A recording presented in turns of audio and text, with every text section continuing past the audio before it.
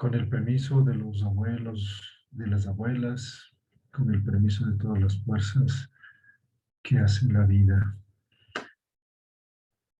Las últimas elecciones en Chile nos pone ante la pregunta si es el fin de los partidos políticos. El triunfo de los denominados independientes en Chile nos pone ante esta gran pregunta, quizás una pregunta fundamental. Si este es el comienzo del fin de los partidos políticos, o al menos de su disminución en las atribuciones y en el monopolio que ejercen actualmente,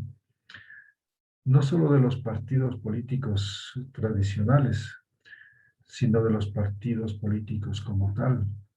y de todo el sistema de partidos que dirigen Chile y todo el mundo.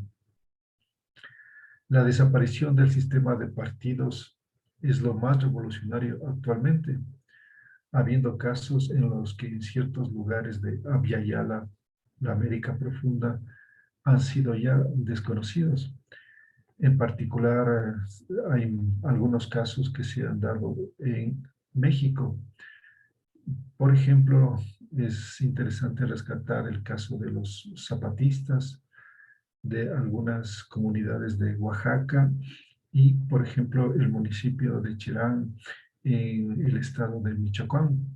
los cuales ya funcionan por otras formas de organización y de sistemas de gobierno, y en la que las nuevas formas tienen como fundamento, como base a la experiencia ancestral o milenaria, la que ha sido un aporte valiosísimo, pues no han ido a nuevos experimentos, a nuevos ensayos, a nuevas modas, sino que han aprovechado la experiencia acumulada de Abya Yala, concretamente del pueblo milenario mexicano, y a partir de eso han replanteado y reformulado todo lo que es la democracia, el sistema de elección e incluso todo lo que tiene que ver con el Estado en sí mismo. Lo que nos plantea que esta es una propuesta de descolonización que no solo tiene que ver con ciertos ámbitos, sino con todo lo que significa el Estado, con todo lo que significa la democracia, los partidos políticos, todo el conjunto de instituciones que fueron impuestas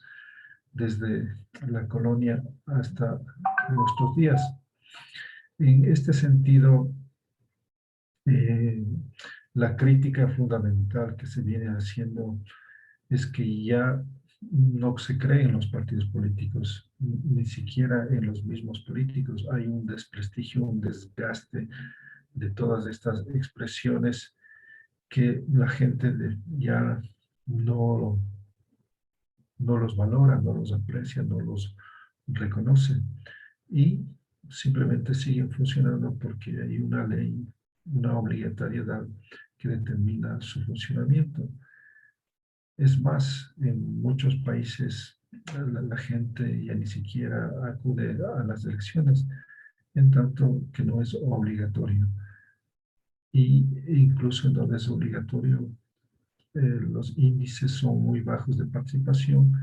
y quienes votan lo hacen muchos por el nulo o el blanco, demostrando también el rechazo, el hastío hacia el régimen de partidos políticos y concretamente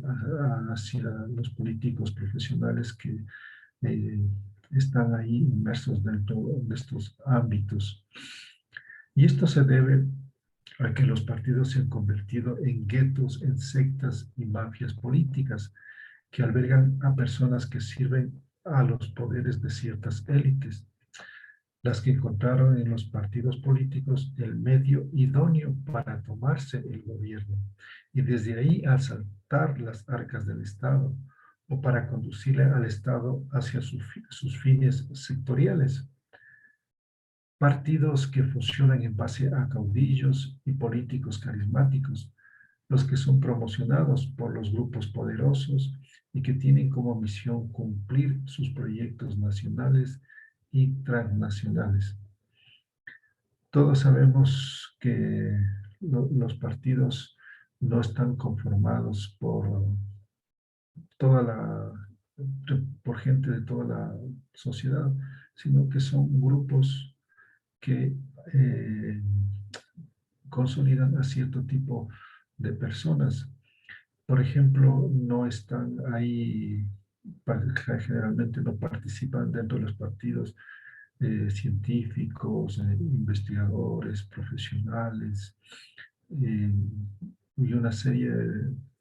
de personalidades, de personajes, de individuos que, por ejemplo, dentro de la vida social, cotidiana, normal o natural, tienen mucha influencia, tienen mucho peso, pero que no se interesan a participar dentro de los partidos por el desprestigio que estos tienen y lo que esto significaría para sus procesos profesionales o para su vida en particular. Entonces, esta población con un alto nivel de formación, de conocimiento, de preparación, no participan, no les interesa a este momento integrarse a los partidos políticos por todo lo que ello implica y por todo lo que es el sistema en sí mismo, todo lo que es la política en sí mismo, la cual desacredita y tiene un rechazo profundo en la mayoría de la población. Este descrédito de los partidos políticos es en todo el mundo, como lo certifican las encuestas, en que muy pocos son los que todavía creen en los partidos políticos y en los políticos en particular. No se diga de la democracia en general y de todo lo que significa cada una de las instituciones que constituyen y que hacen lo que se llama la democracia.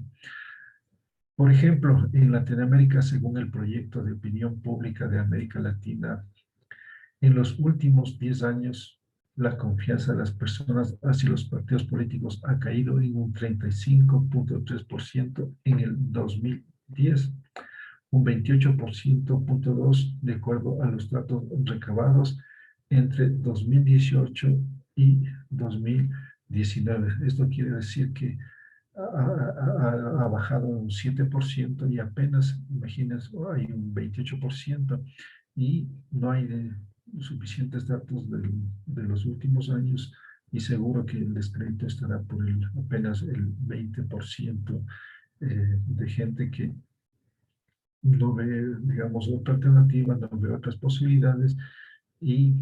digamos que sigue aceptando, o es la gente que cree que los partidos políticos es el medio, el camino, el instrumento o la única forma de hacer democracia, de buscar otras formas de participación o de generación de sistemas de gobierno. Es decir, no ven otras posibilidades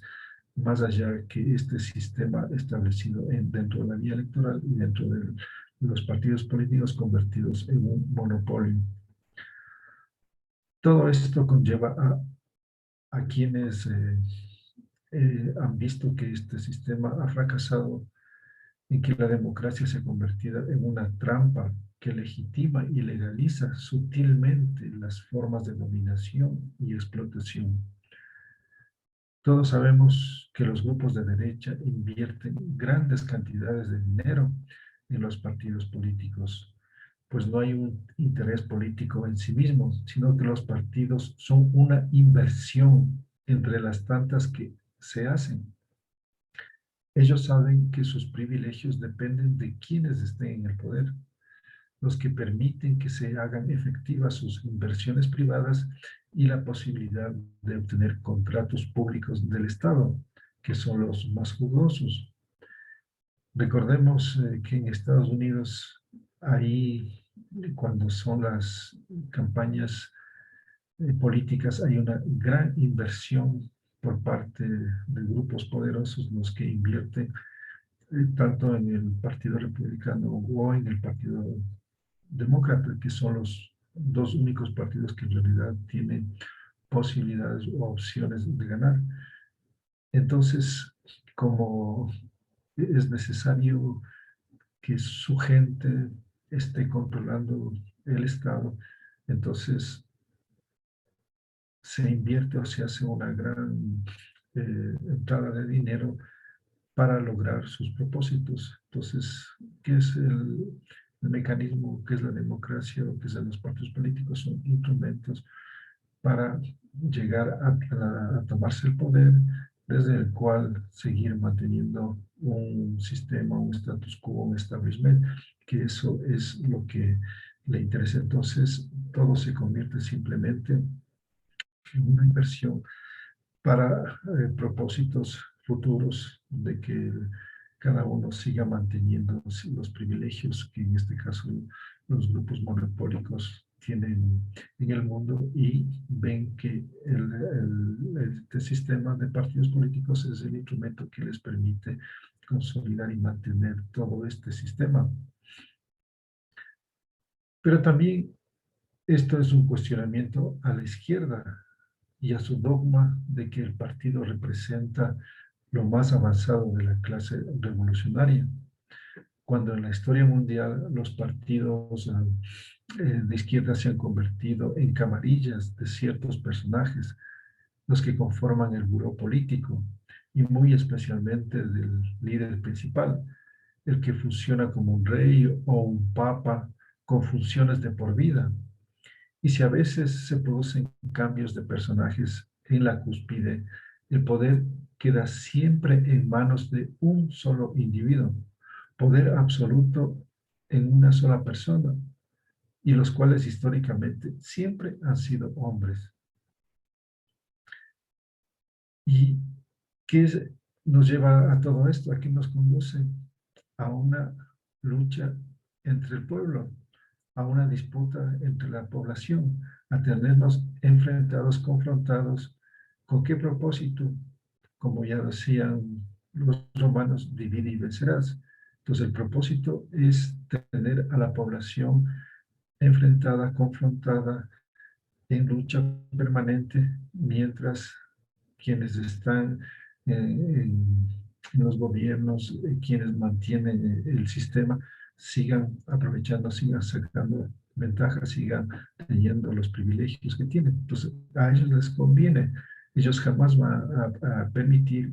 la idea, la propuesta de la desaparición de los partidos políticos, o al menos de que haya una disminución de la influencia que tienen los partidos políticos. Entonces, esto nos deja ver claramente que el propósito es tener a la población en esta disputa, en estas peleas entre el un lado y el otro lado, donde se pasa de un momento a un lado, después a otro lado, y dentro de esas diferencias, dentro de esas eh, confrontaciones, pues simplemente seguimos en lo mismo, y se prolonga y se mantiene por siempre la misma situación. Entonces, esto también tiene que ver con que el partido representa lo que es la sociedad, lo que es este sistema, esta estructura en la cual nos desenvolvemos. Tanto es así que todas las instituciones de este sistema funcionan verticalmente, porque ese es el propósito de establecer un sistema jerárquico totalmente piramidalista que establezca las diferencias entre los de arriba y los de abajo. Y los partidos de izquierda no son una excepción, no tienen la misma estructura, funcionan dentro de esa misma condición, lo que ellos llaman el centralismo democrático, en donde en la cúspide está concentrado todo el poder. Entonces no hay ninguna real participación de los militantes, peor del pueblo, y peor cuando son gobierno, porque todo queda centralizado y concentrado en el líder máximo. Entonces todo esto contradice la idea de la izquierda de un poder popular, pues el que está en la punta no representa ningún poder del pueblo, sino tan solo al poder de su ego personal, quien ha llegado al extremo de decir que ya no es el mismo, sino que encarna a todo el pueblo como una especie de semidios. Eslogan que ha sido repetido por muchos personajes, por ejemplo, Chávez, Correa, Evo, todos ellos se asumen que ya son el pueblo y lo que ellos dicen es la voz del pueblo. Entonces, esto es el nivel de egocentrismo, de este narcisismo, esta arrogancia que se lo ha visto no solo en la derecha, sino también en la izquierda, y hasta podríamos decir muy especialmente en la izquierda, con estas actitudes de eternización en el poder, en donde hemos visto los casos de actualmente en, en Cuba con los Castros, en Nicaragua con Ortega, la pretensión misma de Evo Morales y así una serie de personajes que han querido eternizarse en el poder, todo lo cual contradice con la idea de un poder popular, de un poder social, de un poder encarnado que esté realmente en el pueblo. Todo esto contradice la aspiración popular de una participación directa en calidad de creadores y ejecutores de sus mandatos, a través de un sistema de gobierno donde el poder siempre esté abajo y los de arriba solo cumplan lo que han determinado las bases. Es decir, un sistema político en el que no haya la necesidad de intermediación de los partidos políticos, sino que funcionen por asambleas populares, las que constituyan consejos de gobierno local y cuyos mejores miembros son cooptados hacia los consejos provinciales, regionales y nacionales. Esto quiere decir que quien llega a ser parte de un Consejo Nacional de Gobierno ha pasado por varias experiencias locales o parciales antes de que merezca ser ascendido a la instancia superior y llegue hasta la máxima parte del Consejo Nacional. Los mismos que pueden caer en cualquier momento de un nivel a otro si no cumplen con el mandato de las bases, las que controlan y supervisen por medio de las asambleas y de los consejos de vigilancia. Este sería un sistema espiral ascendente en el que los miembros van subiendo en responsabilidades por un determinado tiempo y los consejos que se van constituyendo, local, regional, nacional, se renuevan cada periodo para que los dirigentes no se envicien o se hagan dueños de los puestos, ya que todos son meros ejecutores de los mandatos asamblearios populares que funcionan permanentemente, ya que son consultados asiduamente sobre las decisiones más importantes. De alguna manera, por ejemplo, actualmente en Suiza hay consultas permanentes a la población.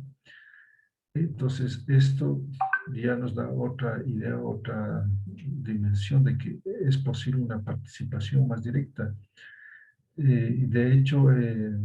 ahora es mucho más fácil con la tecnología. Incluso podríamos hablar de las encuestas. Todos sabemos que fácilmente una encuesta se puede realizar en pocos días y ya se sabe cuál es la tendencia de una población. Entonces, hay mecanismos y formas que permitirían otro tipo de participación. Pero lo que estamos señalando no es solamente la idea de que desaparezcan los partidos o que se disminuya la potestad o la atribución que tienen los partidos políticos, sino de otro sistema de elección, de participación y de otro nivel de Estado, es decir, de otras instituciones, porque no se trata, como algunos están planteando, la idea de que pueden desaparecer los partidos políticos o puede haber una menor disminución, pero si se mantiene el mismo tipo de democracia, el mismo tipo de sistema, el mismo tipo de Estado, no va a haber gran cambio, porque seguimos dentro de una estructura, de una forma en la cual simplemente habrían cambios parciales que a la final después podrían ser absorbidos por el sistema en su conjunto, que se podría sobreponer a todo lo demás. Entonces no es suficiente simplemente con que haya la participación de otras entidades como los sindicatos, como las cámaras y otro tipo de organizaciones naturales o cotidianas o permanentes en que está funcionando la sociedad para que se integren y participen en las elecciones. Eso sería muy simple, no sería algo profundo que permita realmente construir algo que signifique otro Estado, otra cosa más allá de la democracia y más allá de todo lo que es las instituciones que nos vienen gobernando. En el caso de Ayala desde hace 500 años, en el caso del mundo, concretamente Europa desde hace 2000 años, desde que este sistema impusieron los griegos a los propios europeos y los europeos colonizados y lo han impuesto a todo el planeta prácticamente que funciona dentro de estas formas. Por otro lado, cabe señalar que la categoría derecha-izquierda ya no funciona. Muy pocos actualmente creen o se rigen por esta dialéctica del siglo XIX, pues la población sabe que estos membretes de derecha-izquierda son solo pantallas que no necesariamente representan a ideologías. Por ello, la mayoría de personas votan por figuras antes que por partidos o por tendencias. Y de otra parte, porque los que se autocalifican de izquierda hoy resultan conservadores frente a quienes tienen otras propuestas, como lo que hemos señalado en el caso de las propuestas autonómicas en México y en otros lugares de amplia y del mundo, quienes plantean o rebasan todo lo que ofrece la izquierda tradicional. Es decir, para lo neorevolucionario, lo que plantea la izquierda ortodoxa son concepciones y prácticas obsoletas,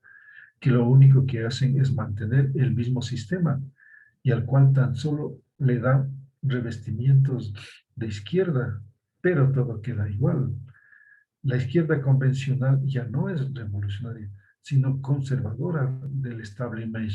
que mantiene en esencia lo mismo.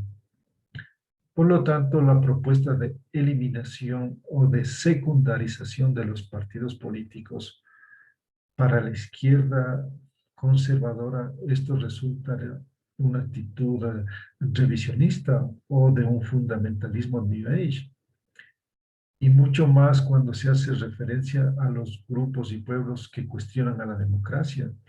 y que plantean sistemas alternativos como la sociocracia o la comocracia o la biocracia, que de hecho ya se vienen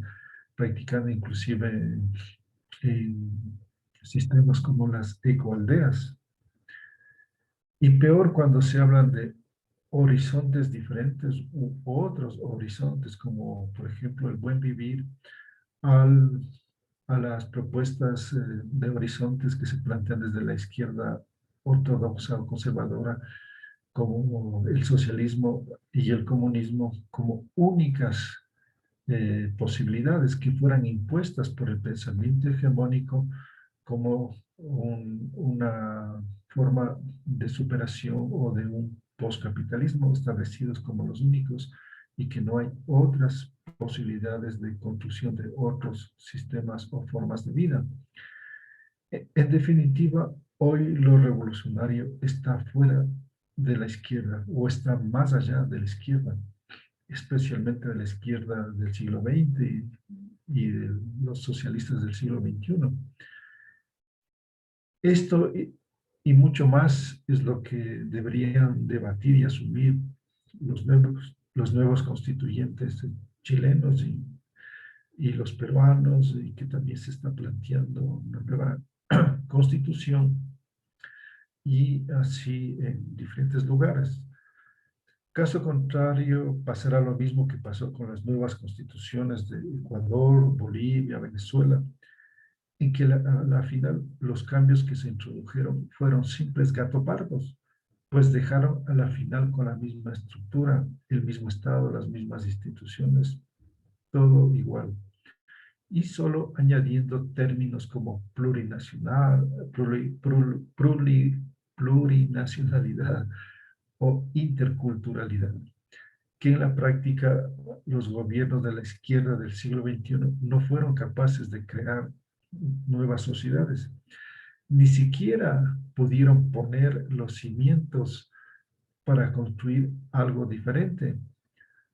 Todo quedó como lindas promesas y deseos. que a la final más bien han consolidado y fortificado el mismo Estado colonial y neocolonial,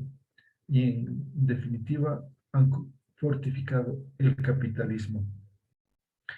Y esto se debe a que la izquierda sigue siendo populista, asistencialista, paternalista, estatalista, pues sus propuestas reales no buscan otro sistema y otro mundo, sino solo revestimientos a las mismas estructuras. Esa es la experiencia histórica, por más que su discurso sea otro, por más que se planteen etapas, pero al final nunca inician, simplemente que se quedan en fortificar en última instancia el capitalismo y construir máximo un capitalismo de Estado, que es a lo que han llegado o han logrado conseguir hasta ahora y nada más, y desde ahí no pueden salir. Entonces, a la izquierda solo les interesa tomarse lo creado, es decir, dirigir las mismas instituciones establecidas para supuestamente manejarlas en favor del pueblo, lo que ha resultado tan solo una domesticación y una folclorización, especialmente en el caso de Abya Yala con el cosmético indigenista que introdujeron. Lo intercultural y lo plurinacional se han convertido en otra trampa más, pues si se mantienen las mismas estructuras, solo se hace un asimilacionismo de lo indígena dentro de las mismas instituciones creadas y no de unas diferentes que surgen desde otras ontoepistemologías. Por lo tanto, este es el asunto de fondo para otra o diferente constitución, es decir, para otra sociedad, para otro sistema, para otro mundo, y no solamente un pulido de las constituciones existentes como hicieron los socialistas del siglo XXI,